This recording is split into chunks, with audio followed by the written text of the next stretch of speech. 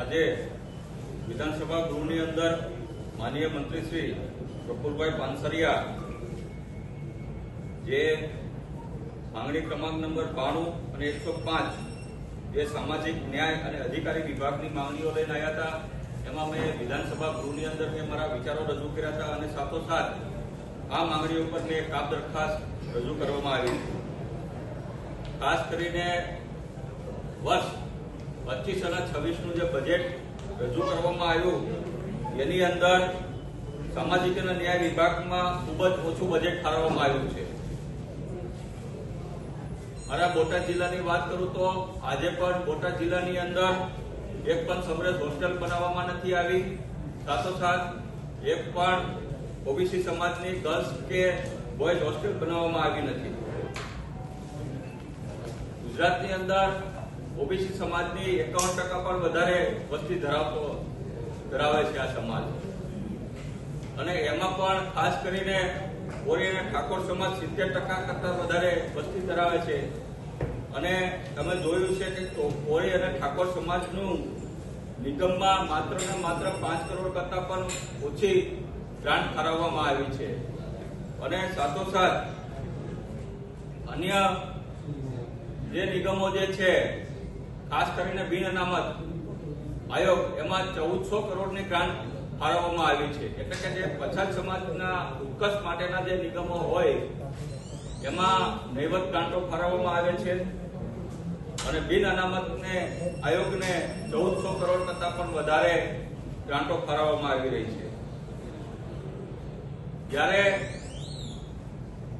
ગુજરાતની અંદર પછાત સમાજની કુલ વસ્તીના 70 આજુબાજુ ટકા વસ્તી હોય, ત્યારે ગૃહના મારફત મેં માંગણી કરી હતી કે ભાઈ બજેટ જ્યારે બનાવવામાં આવે અથવા ફાળવવામાં આવે તો એ પછાત સમાજના વસ્તીના ધોરણ પ્રમાણે, વસ્તીના આધાર પ્રમાણે બજેટ ફાળવવામાં આવે.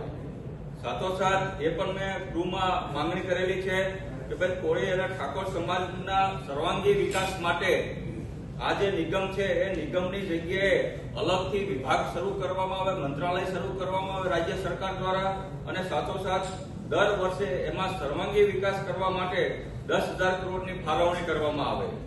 સાથોસાથ વિધાનસભા ગૃહની અંદર એ પણ મેં માંગણી કરી છે કે જેવી રીતના પાટીદાર સમાજના અનામત આંદોલનમાં જે કેસો થયા હતા, વિવિધ પ્રકારના જે ક્રમશઃ પાછા ખેંચવામાં આવ્યા છે, એવી રીતના કોળી અને ઠાકોર સમાજના કેસો પરત ખેંચવામાં આવે.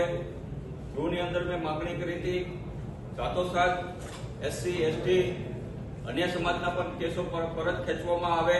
વિદ્યાર્થી દ્વારા આંદોલનો જે વિવિધ પ્રકારના કરવામાં આવ્યા એ પણ પરત ખેંચવામાં આવે. સાથોસાથ કર્મચારીઓ દ્વારા જે આંદોલન કરવામાં આવ્યા એ પણ પરત ખેંચવામાં આવે. તમે જોયું છે કે મુખ્યમંત્રી શ્રી પાટીદાર સમાજમાંથી આવે છે તો ચોક્કસપણે એમની લાગણી એમના સમાજ સાથે જોડાયેલી જ હોય, તો માત્ર ને માત્ર પાટીદાર સમાજના જ તે કેસો પરત ન ખેંચે અને અન્ય સમાજ ઉપર, ખાસ કરીને કોળી અને ઠાકોર સમાજ ઉપર જે કેસો કરવામાં આવ્યા છે એ તમામ કેસો પાછા ખેંચવામાં આવે. તમે તાજેતરમાં જ જોયું છે કે વિછિયામાં ખૂબ જ મોટી ઘટના બની.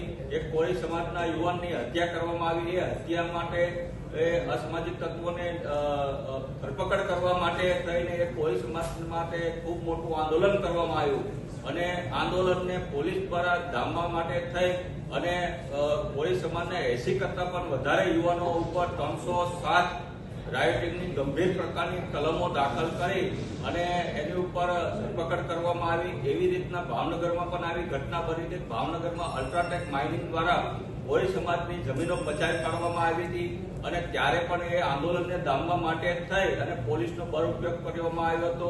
એમાં પણ 70 કરતા વધારે ભાઈઓ અને બહેનો ઉપર 307 રાયોટિંગ જેવી કલમો દાખલ કરવામાં આવી હતી. એટલે કે જ્યારે કોળી સમાજ, ઠાકોર સમાજ કે અન્ય પછાત સમાજ પોતાના હક માટેની લડત લડતો હોય, આંદોલન કરતા હોય, ત્યારે રાજ્ય સરકાર દ્વારા પોલીસનો દમન ઉપયોગ કરી એને દામવા માટે થઈ 307 જેવી ગંભીર કલમો દાખલ કરી અને આ આંદોલનને નિષ્ફળ બનાવવાનો પ્રયત્ન થતો હોય છે, ડામી દેવાનો પ્રયત્ન થતો હોય છે.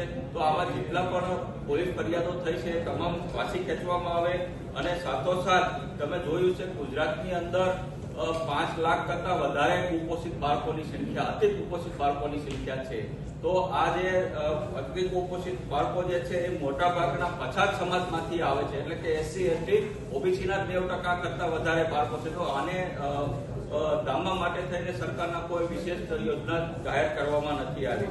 અને તમે જોયું છે ગુજરાતની અંદર આજે પણ સફાઈ કામદારોને ગટરમાં ઉતારવામાં આવે છે. આજે પણ મોટા ભાગના ઘણા બધા એવા જિલ્લાઓ છે કે એમાં ગટરમાં ઉતારવાના કારણે સફાઈ કામદારોનું મૃત્યુ થાય છે. તો એને પણ આજે પણ એનો ડામવા માટે સરકારે કોઈ પ્રયત્ન કરવામાં આવ્યો નથી. એટલે કે આજે જે રીતના માંગણી માનનીય મંત્રીશ્રીને લઈને આવ્યા છે, ત્યારે મેં ગૃહના મારફતે એ માંગણી કરી છે કે ભાઈ વસ્તી મુજબ બજેટ ઠારવવામાં આવે, નહીં કે તમારા વાલા દવાને જે હોય ઉદ્યોગપતિઓને લાભ કરવા માટે આ બજેટ ઠારવવામાં આવે. અને ગુજરાતમાં સામાજિક અને ન્યાયની જ્યારે વાત કરવામાં આવે તો ખરેખર ગુજરાતની જનતાને સામાજિક અને ન્યાય ક્યાંય કોઈ જગ્યાએ મળતો જ નથી. મહિલાઓની વાત કરું તો મહિલાઓમાં પણ ખાસ કરીને પછાત સમાજની મહિલાઓ જે છે એને રોજગાર માટે પણ કોઈ બજેટમાં ખાસ જોગવાઈ કરવામાં આવી નથી.